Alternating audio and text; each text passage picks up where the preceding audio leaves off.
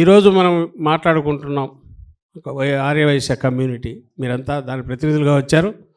దానికంటే ముఖ్యంగా వైఎస్ఆర్ కుటుంబ సభ్యులుగా ఈరోజు ఇక్కడ అందరూ వచ్చారు. వైఎస్ఆర్ కాంగ్రెస్ పార్టీ నాయకులుగా, వైఎస్ఆర్ కాంగ్రెస్ పార్టీ క్రియాశీల కార్యకర్తలుగా, జగన్మోహన్ రెడ్డి గారి అడుగులో అడుగు వేస్తూ నడిచే ఆయన సహచరులుగా ఈరోజు అందరూ ఉన్నారు. సో మనకు ధీమా, మన పార్టీ, మనకు అండ, భరోసా, మన జెండా అండ్ జగన్మోహన్ రెడ్డి గారు. ఇది తాత్కాలికం, పాసింగ్ క్లౌడ్ అంటారు ఇంగ్లీష్లో. పోతుంటుంది, వస్తుంటూ పోతుంటాయి. రోజులు వస్తాయి, మంచి రోజులు. మంచి రోజులు ఎలాంటి మంచి రోజులు అంటే, ప్రజలందరికీ గతంలో 1924 మధ్య ఇచ్చిన రామరాజ్యం లాంటి ఆ మంచి రోజులు వస్తాయి. అన్ని వర్గాల ప్రజలకు మంచి జరిగే రోజులు వస్తాయి. దాంతోపాటు ఆ మంచి అందించే మీ అందరికీ కూడా మంచి జరిగే రోజులు వస్తాయి అనేది ఆయన అందరికీ చెప్తున్నాడు. ఇప్పుడు మళ్ళీ రిపీటెడ్గా చెప్తున్నాం. పోతే ఈరోజు అజెండా ఏంటి మీ అందరికీ తెలుసు. ఇప్పుడు మనం ఇక్కడ అందరం కలిసిన వాళ్ళం ఆర్యవైశ్యులు.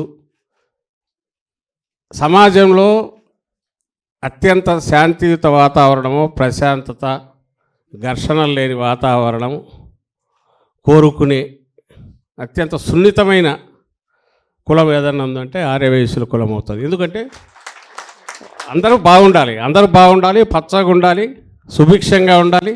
ఆర్యవైశ్యులు కానీ, తమ కాళ్ళ మీద తమ నిలబడేవాళ్ళు కానీ, దానికి అవసరమైన పరిస్థితులు సొసైటీలో ఉంటే సరిపోతుంది. కానీ ప్రభుత్వం అనేది ఎందుకు ఉండాలి?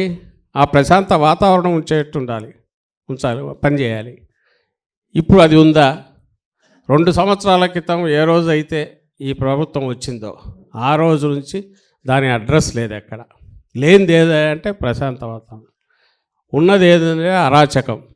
ఈ అరాచకం అనేది ఎక్కడి వరకు పోయిందంటే, దానికి దాంట్లో కన్నా ఇదైతే వాళ్ళను చూసుకుంటున్నారు, కాని వాళ్ళందరినీ వేధిస్తున్నారు, వైఎస్ఆర్సీపీ ముద్ర వేస్తున్నారు.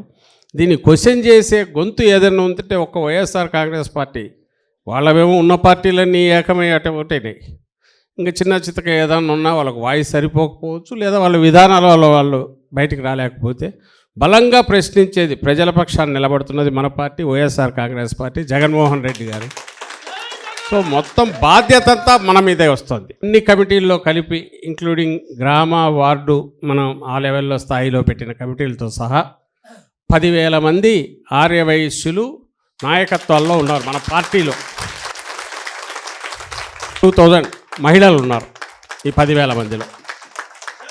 మహిళలు కూడా చొరవగా ఇప్పుడు పార్టీలో వచ్చారు, వివిధ బాధ్యతల్లో పనిచేస్తున్నారు. మహిళా విభాగంలో ఉన్నారు, మిగిలిన వాటిలో ఉన్నారు. మనకు సహజంగా ఉండేవాడు లక్షలాది మంది జగనన్నకు అండగా నిలబడేవాళ్ళు, వైఎస్ఆర్ కాంగ్రెస్ పార్టీ పక్షాన్ని నిలబడేవాళ్ళు, అంటే ప్రజల పక్షాన్ని నిలబడేవాళ్ళు. ఆ గొంతులన్నీ ఒక రకంగా ఛానలైజ్ అయ్యి, ఇది వాస్తవం, ఇంతకుముందు సీను చెప్పినట్టు ఇది వాస్తవం, ఇది అబద్ధం అని ఎప్పటికప్పుడు తీసుకుపోగలిగిన నెట్వర్క్ ఫామ్ కావాలి. డైలీ మన కమ్యూనికేషన్ అందరికీ స్ట్రైట్గా వెళ్ళిపోవాలి. నిఖార్సైన నిజమేదో అది తెలియాలి. ఎప్పుడూ లేనంతగా తక్కువ కాలంలోనే జగన్మోహన్ రెడ్డి గారు ఎంత చేశారు.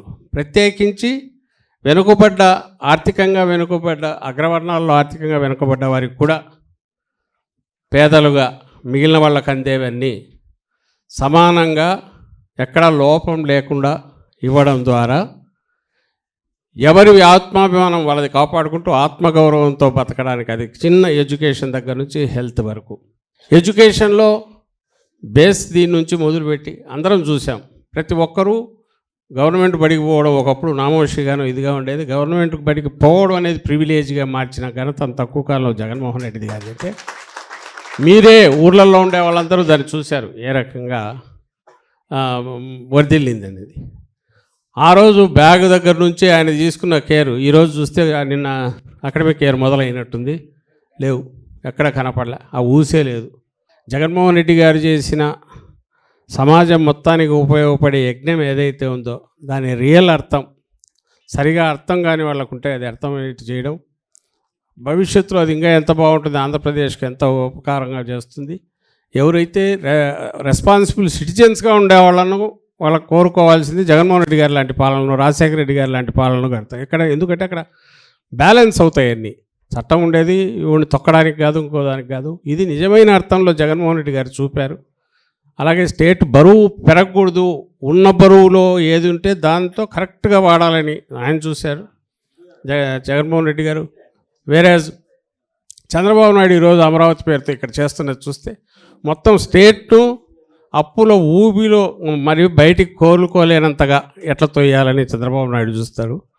మనం ఏదైతే ఆర్యవైశ్యులకు సంబంధించి మంచి జరగాలి, రేపు అధికారం లేకొచ్చినా కూడా ఫలానా వాళ్ళు ఎవరు నిలబడినారో మనం గుర్తుపట్టడానికి మన దీనికి అండగా వాళ్ళ మంచి చూసుకోవడానికి కూడా అది ఉపయోగపడుతుంది, ఎక్కడ ఎవరు ఉన్నారనేది.